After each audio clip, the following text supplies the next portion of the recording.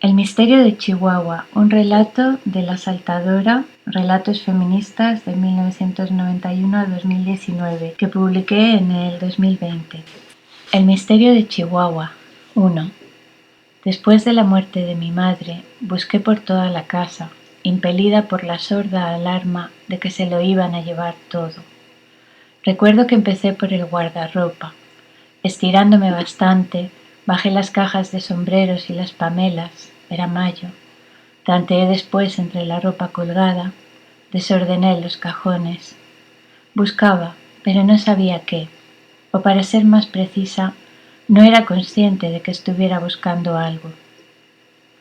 Ocurrió horas más tarde, cuando al caer en la cama abatida por el desamparo, aquel vapor de sueño de mi cabeza empezó a disiparse y comprendí al fin que mi madre había muerto, que yo necesitaba tocar objetos que me la devolvieran, investigar papeles que descifraran su vida, recuperarla, retenerla, cuanto antes. Por eso, aún sin saberlo, quería encontrar la bolsa de plástico anudada con un cartel dorado que decía «Para quemar si muero, no leer». Sobre la colcha de ondas verdes, esa fue la primera vez que la vi. Mi madre, sentada en la cama, sacaba papeles de ella, el pelo recogido en caracoles rubios, el pijama de seda estampada con pequeñas flores granate. Olía a cremas francesas. La trompeta de Miles sonaba como cargada de algo bello y profundo, y mi madre se veía tranquila, absorta, quizás sensual, la música y los aromas. De pequeña solía entrar en su cuarto cuando se arreglaba para salir a bailar. Creo que así fue como empecé a aprender lo intenso, lo feliz que era ser dueña de tu vida. Marvin Gaye, James Brown, Isaac Hayes, aceite aromático en el baño de espuma. Yo me sentaba sobre la mullida tapa del váter a escucharla hablar de todas las cosas del mundo que iba conociendo, mientras ella se ponía las largas y curvas pestañas postizas. Luego se enfundaba en sus vaqueros y bailábamos un poco entre risas. Finalmente llegaba el momento de la despedida. Ella se envolvía en el abrigo, yo tiraba de él y le decía «quédate» o «llévame contigo». Un amago de angustia boqueaba en los ojos de mi madre cuando se la llevaba el ascensor.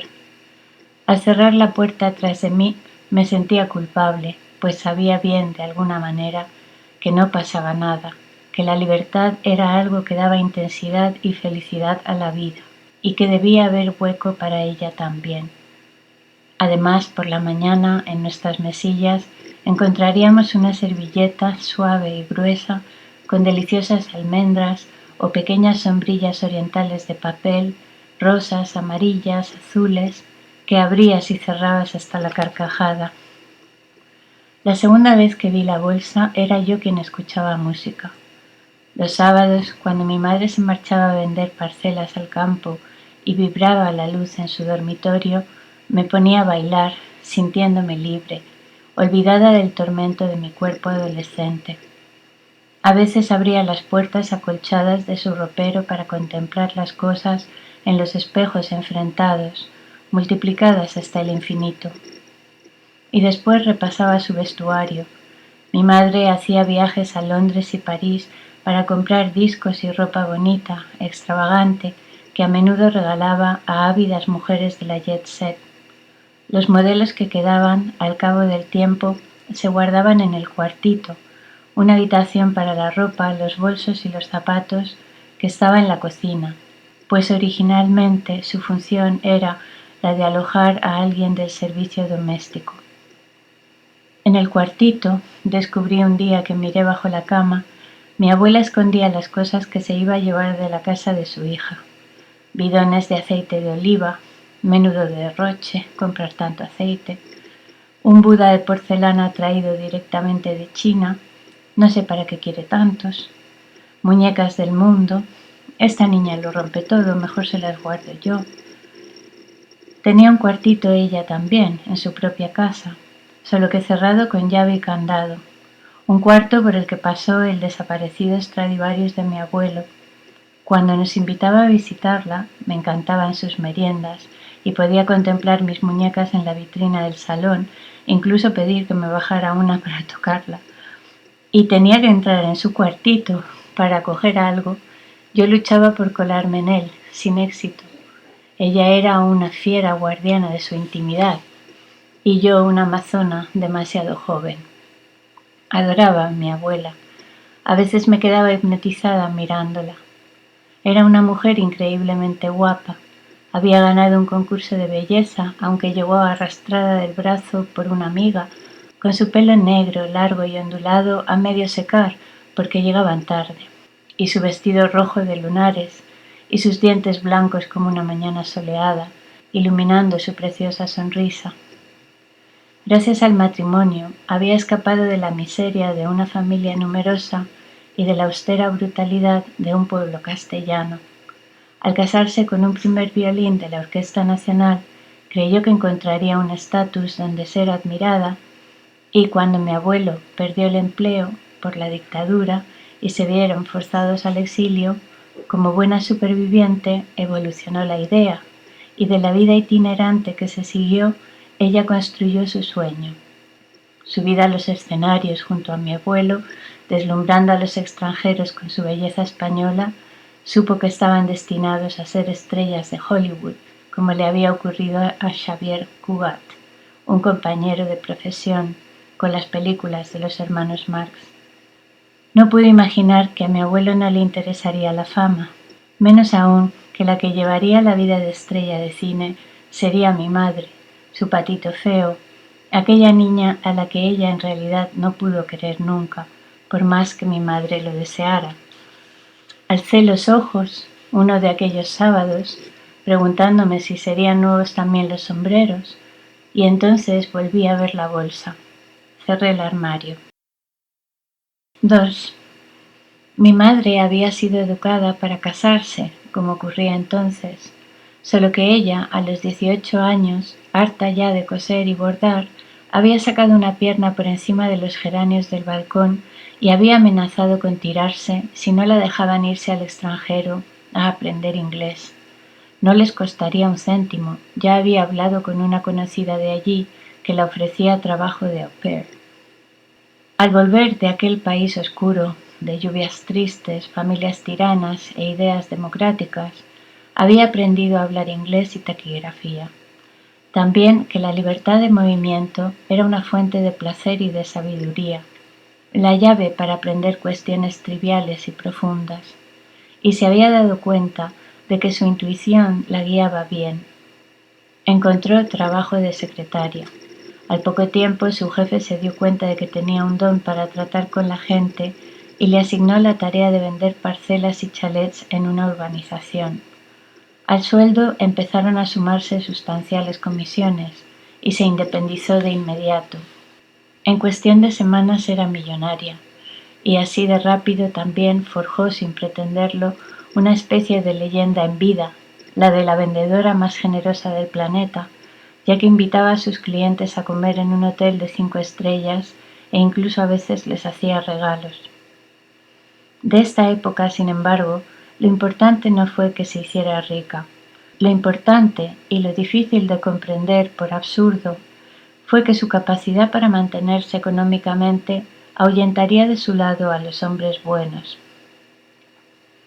Y es que entonces los hombres buenos también se asustaban de las mujeres independientes y vitales.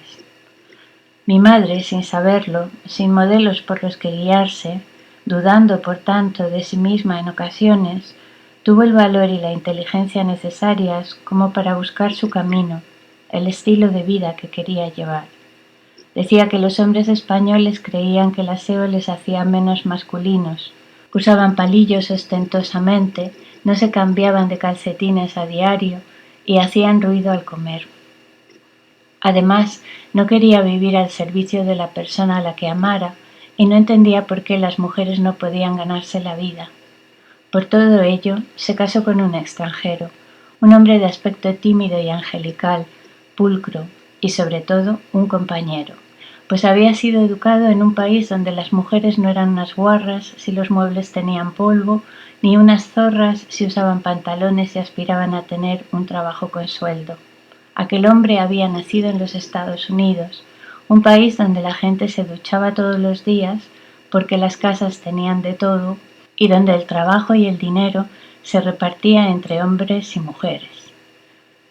A pesar del sueño americano, la historia de James Z. Smith no era afortunada. Había ingresado en el ejército tras comprobar que como trompetista clásico y piloto de carreras no conseguía ganarse la vida.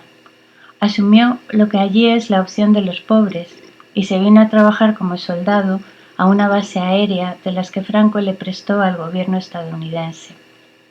Para mi madre, la vida de española casada con un soldado yanqui trajo a casa un bienestar material jamás soñado. Teníamos los mejores electrodomésticos de la historia de la humanidad. Esas máquinas indestructibles made in the USA de los años 60 y 70. Licuadoras de 12 velocidades, neveras que llenaban los vasos de los invitados con cubitos de hielo perfectos, los más potentes tocadiscos, televisores en color, relojes musicales, lavadoras que dejaban la ropa mullida como el algodón, y todo esto al alcance de cualquier bolsillo, porque los yanquis, además de producir bien, habían dado a conocer la compra a plazos, el ábrete sésamo de la economía doméstica, hazaña que les reportó el respeto de los ojos más clarividentes de la época. El matrimonio arrojó otro hecho inesperado, aunque nada feliz. Mi madre era, sin dudarlo, su compañera de día, pero de noche era su víctima. Aguantó 3 años porque creía que estar casada era así. Sin embargo, su intuición, capaz de ignorar las tiranías de lo normal, le permitió separarse de aquel creyente que asumió la obligación de llegar virgen al matrimonio y que luego fue incapaz de superar 20 años de represión, por mucho que la viera sufrir. Un día mi madre le compró lo que él quiso vender a cambio de que se marchara. Quizá no fue tan fácil, pero el hecho es que al final él volvió a su país y entonces desapareció. Su madre escribía a la mía para preguntarle sobre el paradero de su hijo y la esposa respondía que le había acompañado al aeropuerto, que tenía que estar ya en su país. La abuela americana volvía a escribir, desquiciada, diciendo que nadie lo había visto, que mi madre mentía, que qué le había hecho. No sé bien cómo recibía mi madre estas acusaciones. En cualquier caso, contestaba con esforzada paciencia, reiterando la historia. A la abuela americana la ingresaron un tiempo después en un hospital psiquiátrico. Aparentemente, una crisis de esquizofrenia la había alejado del mundo material para siempre. De su hijo no se volvió a saber. 3.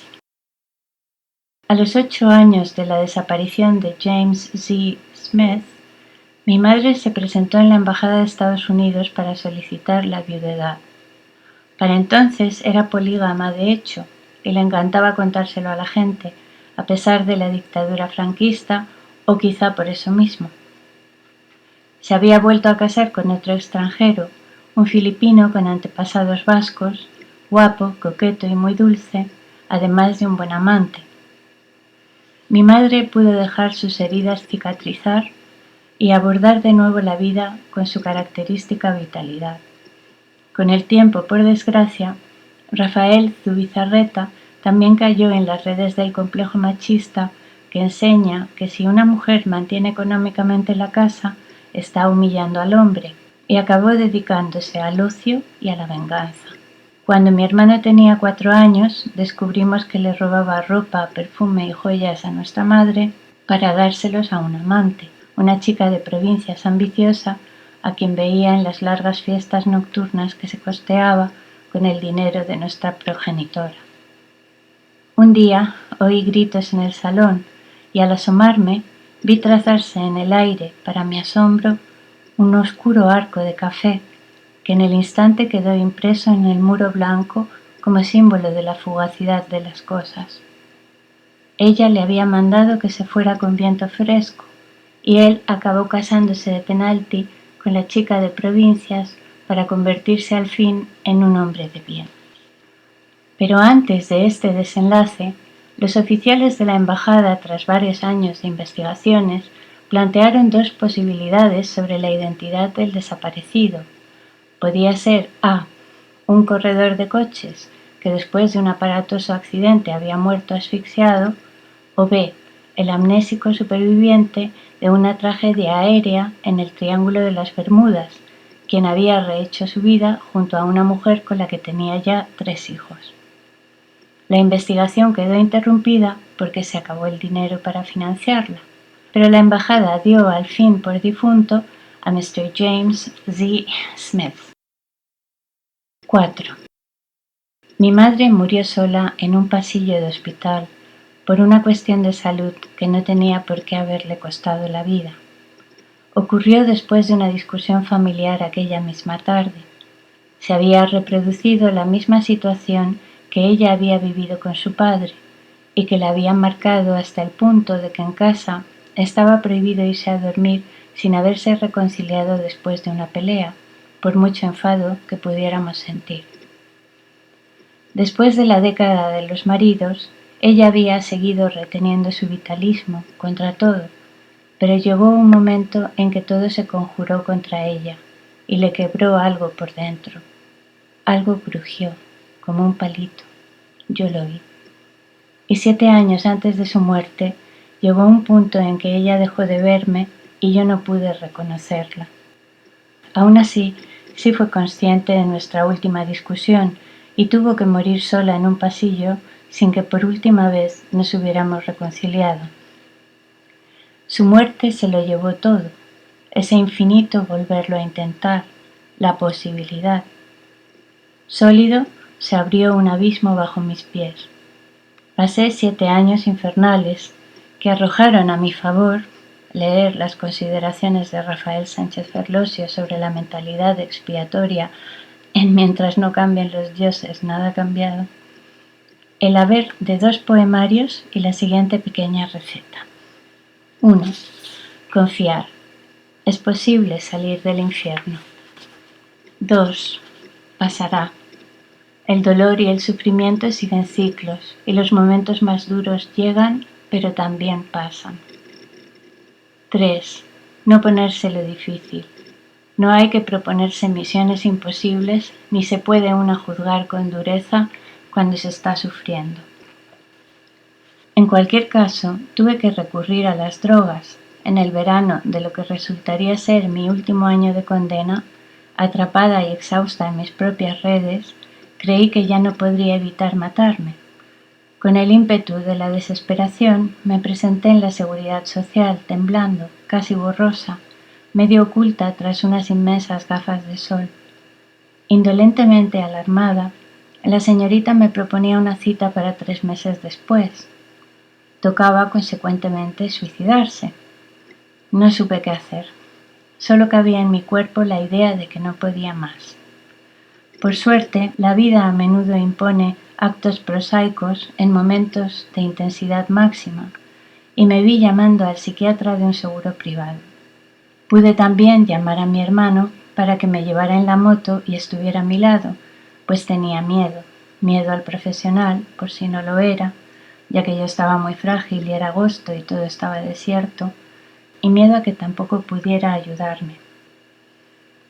Me atendió un joven doctor que escuchó atentamente y quien, para mi alivio económico, psicológico y emocional, tras una escueta evaluación general abstracta, somos pura química, me recetó las drogas que me sacarían de aquel pozo en 6 meses.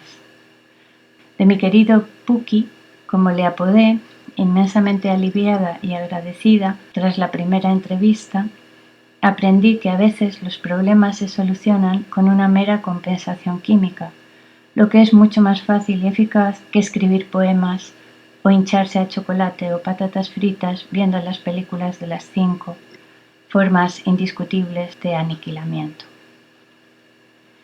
A los 4 meses de haber empezado el tratamiento, uno de esos días en los que te encuentras lo bastante fuerte como para recurrir a los recuerdos y lo bastante débil como para no hacerlo, saqué las cajas de fotos y un maletín que había llenado desordenadamente el día en que abandonamos la casa de nuestra madre, con papeles que no había vuelto a examinar.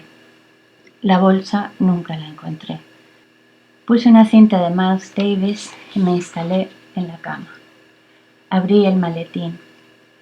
Había guardado los papeles pensando en hacer alguna vez un collage sobre el leviatán de deudas que se comió los últimos 7 años de vida de mi madre, pero no había podido.